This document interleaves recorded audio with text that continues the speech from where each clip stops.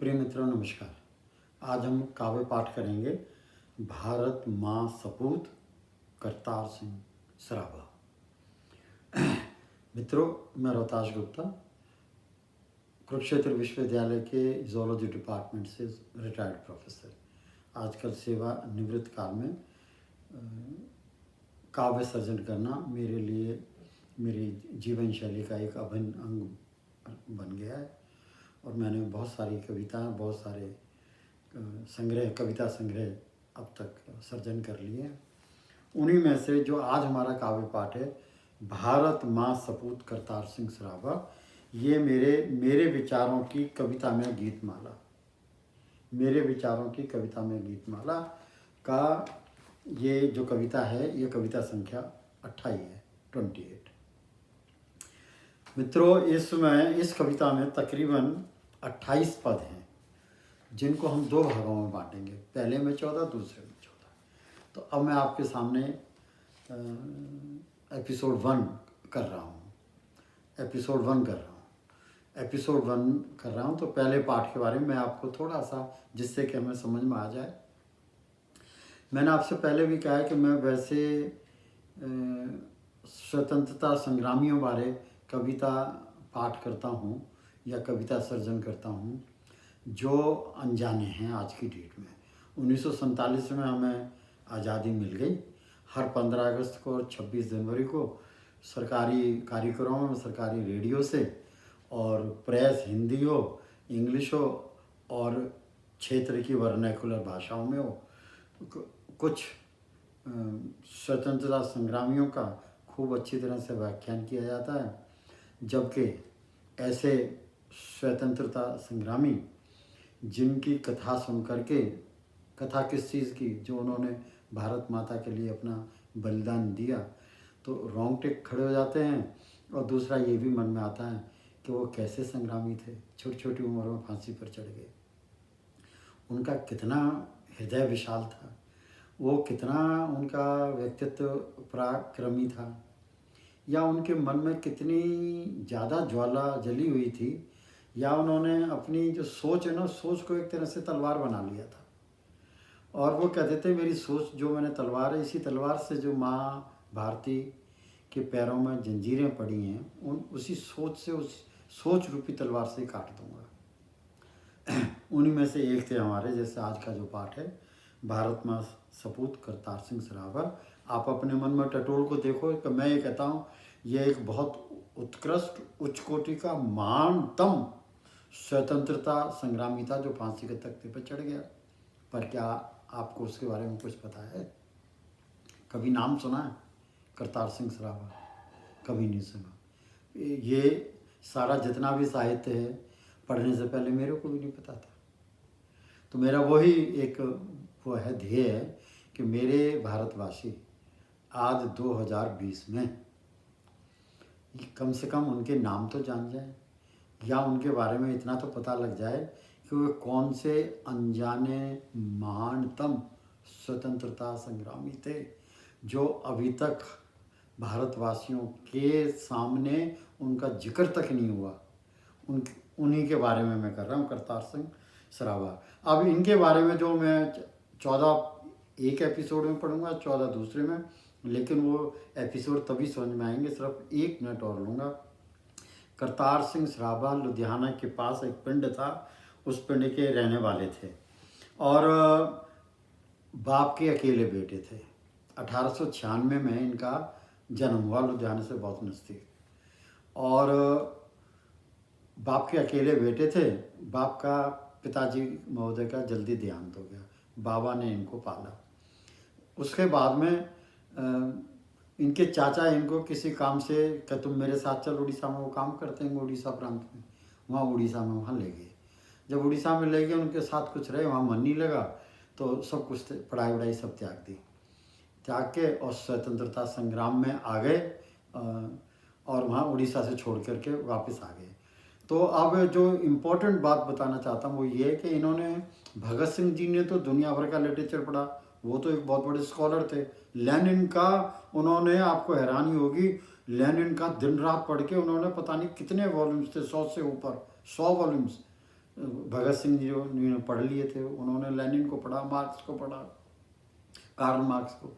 इन्होंने और कुछ नहीं पढ़ा, इन्होंने सिर्फ अपनी जो धार्मिक ग्रंथ है श्री सुखमनी साहिब वो पढ़ा ध्यानपूर्वक, और श्री सुखमनी साहब का वाचन करके इनके मन की ज्योत जग गई कि मेरी भारत माता गुलाम, और मैं अब इसको गुलाम नहीं रहने दूंगा, अपना सब कुछ त्याग दूंगा। तो वे देयरफॉर इनके दिमाग में जो मैं कहना चाहता हूँ कि स्वतंत्रता संग्राम की लौ या इनकी सोच जो तलवार का रूप धारण कर गई, वो सुखमनी साहब पढ़ करके गई। और उसके बाद में इन्होंने ये इतने ज़्यादा लीन हो गए कि यहाँ से हिंदुस्तान से छोड़ के ये चले गए अमेरिका, सन फ्रांसिस्को। और सन फ्रांसिस्को जा कर के फिर दूसरी बात बता रहा हूँ कि भारतवर्ष के स्वतंत्रता संग्राम का अगर पहला मुख्य पड़ाव 1857 का प्रथम स्वतंत्रता संग्राम था, तो 1915 का गदर जो है वो दूसरा बहुत बड़ा वो था चरण। उसी चरण के ये सूत्रधार थे, कहने का मतलब ये है, उसके ये सूत्रधार थे। बाकी सब डिटेल्स मैं एक एक करके पढ़ूंगा, मैंने काफ़ी परिश्रम किया है, 28 इसके पद हैं, धीरे धीरे पढ़ूंगा, आप समझ जाएंगे कि इनका क्या हो रहा है। तो मैं पहला पद आपके सामने रखता हूँ। अत्यंत दुखद इतिहास रहा है हमारा, अत्यंत दुखद इतिहास रहा है हमारा, सहस्त्रों वर्ष गुलाम रहा है भारतवर्ष हमारा। कभी स्पेनिश, कभी डच, कभी फ्रांसीसी, अंग्रेजों मुगलों का गुलाम देश रहा है भारतवर्ष हमारा। दूसरा पद, कहना नहीं मुनासिब, अब वो मांग रहा है, क्षमादान मांग रहा है कवि। कहना नहीं मुनासिब पर हे भारत के जनमानस, कहना नहीं मुनासिब पर हे भारत के जनमानस, क्या रुख सोच विचार रहा होगा उन दिनों तुम्हारा। कहना नहीं मुनासिब पर हे भारत के जनमानस, क्या रुख क्या सोच विचार रहा होगा उन दिनों तुम्हारा। क्यों कर गुलामी की जंजीरों ने जकड़ा, क्यों कर हमें गुलामी की जंजीरों ने जकड़ा, और भारत देश हमारा मुक्ति खातिर क्यों नहीं मिला, ठोस सबल विशाल प्रजाजन सामूहिक सहारा तुम्हारा। प्रजाजन तुम्हारा सामूहिक सहारा नहीं मिला। बिखरे टूटे फांसी चढ़े वीर एक अकेले, बिखरे टूटे फांसी चढ़े वीर एक अकेले, जैसे भारत माता के बेटे हों सौतेले। फिर भी बहुतेरे थे इंकलाबी साहसी नौजवान वो अलबेले, वो खेल गए जान पर भारत माता की आज़ादी संघर्ष की चौखट पर। उनके तेवर बुलंद थे जब फांसी झेली वे इंसाफी की अंग्रेजों की चौखट पर। तब न जाने क्यों, देखो कवि क्या कह रहा है, तब न जाने क्यों बर्फ जैसा ठंडा मनोविज्ञान रहा होगा तुम्हारा। ऐसा ही अत्यंत, अब वो शुरू करा, ऐसा ही अत्यंत स्वतंत्रता समर्पित सिख नौजवान। पहले 3 में तो मनोविज्ञान बताएगा, भारत का मनोविज्ञान, जनमानस का क्या था। अब चौथे में शुरू हुआ है भारत में सपूत करतार सिंह सराभा के बारे में। ऐसा ही अत्यंत स्वतंत्रता समर्पित सिख नौजवान मात्र 20 साल की आयु में भारत स्वतंत्रता खातिर हो गया कुर्बान। ये इनकलाबी पंजाब की धरती था, लुधियाना में जन्मा। लड़ाकू नौजवान घूम गया दूर दराज बैरूनी मुल्कों समेत हिंदुस्तान के समस्त शहरों में। आओ जाने दिव्य अत्यंत आनंद माने, आओ जाने, और फिर कहता है दिव्य अत्यंत आनंद माने, हम अपने आप को इसको सुन करके प्रसन्नित हों। आओ जाने दिव्य अत्यंत आनंद माने, बागे करतार सिंह सराभा बारे मूल तथ्य संक्षेप में जाने। जो जन्मा सन 1896 में पिंड सराया लुधियाना में करतार का अदम्य साहस, एक इरादा, एक इच्छा, एक आशा, अंग्रेज न रहें भारत में। एक अकेला पुत्र पिता जल्द स्वर्गवासी हो गए। एक अकेला था पुत्र मास भारत मां सपूत करतार सिंह सराभा, पिता जल्द स्वर्गवासी हो गए। दादा ने पाला। 9वीं कक्षा पार कर उड़ीसा प्रदेश चले गए। चचा संग रहते रहते अधूरी शिक्षा छोड़ भारत माता सेवा निमृत संग्रामी बन गए। हुआ यूं वर्ष 1910-11 में वर्ष 1910-11 में स्कूल कॉलेज के पाठ्यक्रमों की सरहदों को भी लांघ गए। स्कूल में जो पढ़ाते थे ना सिलेबस, उससे भी आगे चले गए 2 कदम।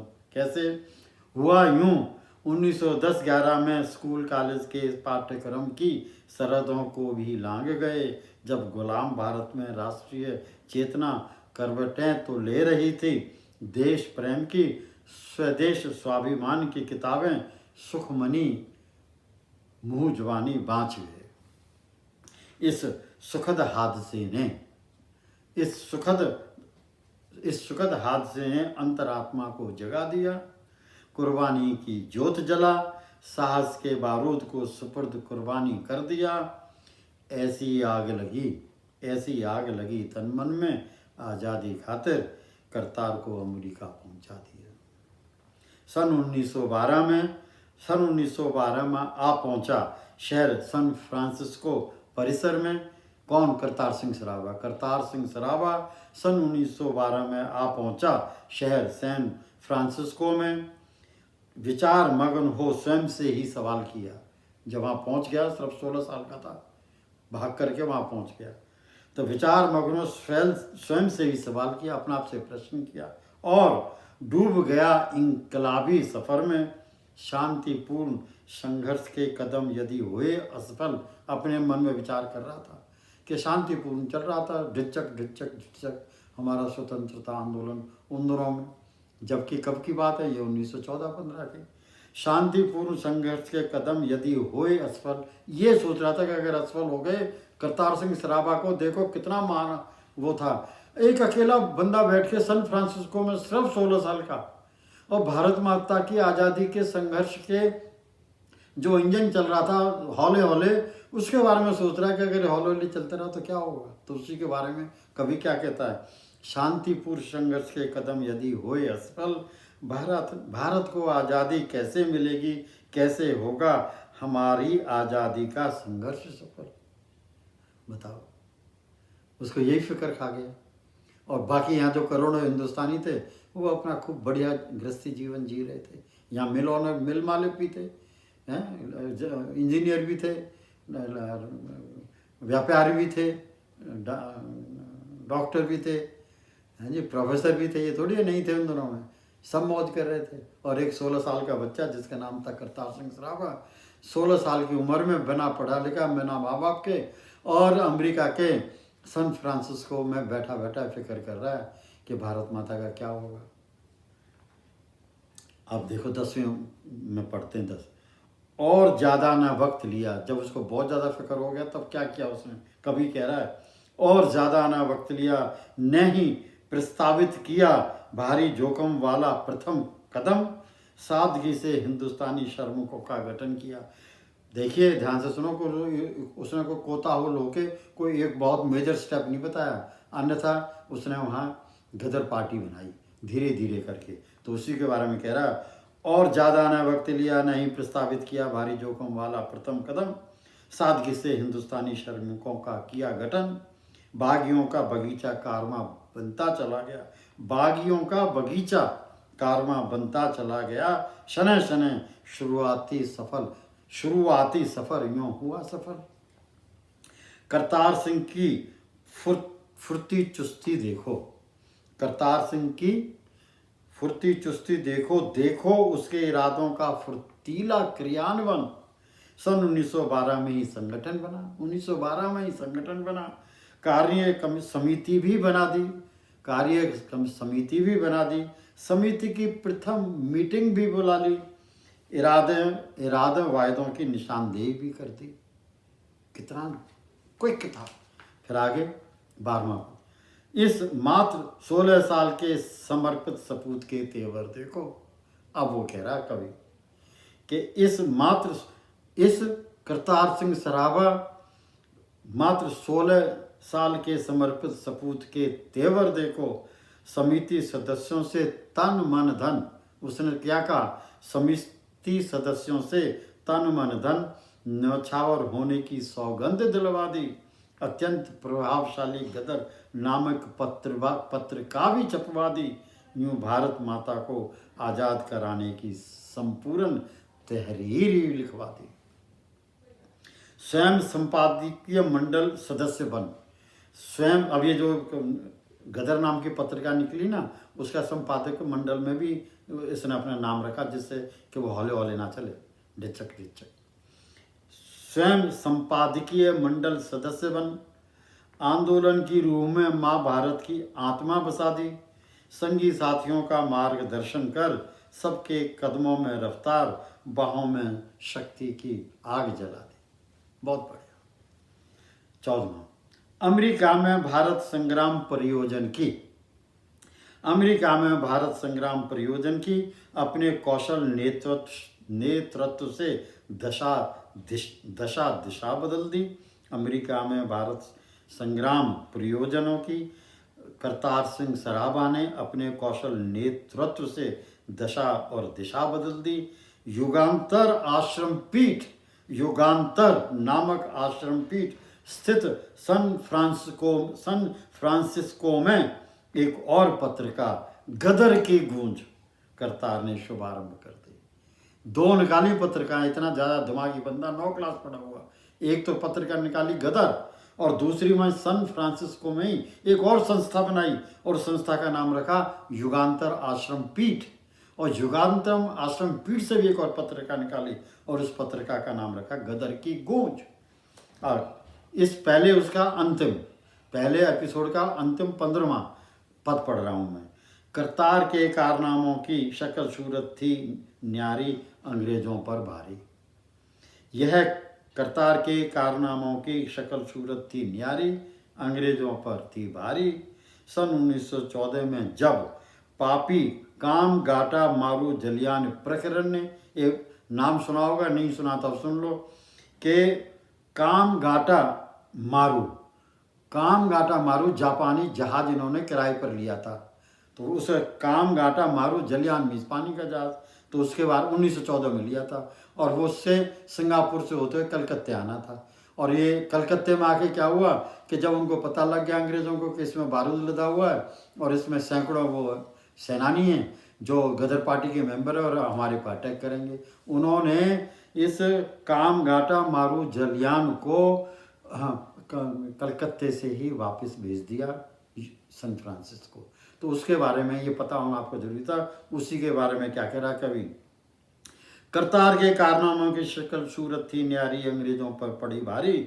सन 1914 में जब पापी काम गाटा मारू जलियान प्रकरण ने गदरी समूह की आत्मा झकझोर कर चीरी फारी, संग्रामी करतार संग क्रांति प्रिय गुप्ता। संग्रामी करतार मतलब ये तो करतार और एक मिस्टर कोई गुप्ता हुआ करते थे, उन दोनों के साथ मिलके संग्रामी करतार संग क्रांति प्रिय गुप्ता जापान जाने की मीजान बना ली। जब वो काम गाटू मारू जलियान 1912 में संग्रामियों को लाने में वाया सिंगापुर कलकत्ते आने में असफल रहा, उनको वापस भेजा गया, तब इसका जी बहुत ख़राब हो गया। तब ये इससे इनकी और एक मिस्टर गुप्ता थे, उनसे इनकी सोच विचार मिलता था, तो उसके साथ में मिल गए और सन फ्रांसिस्को के से ये अपनी आज़ादी की लड़ाई को जापान ले गए और जापान भाग गए।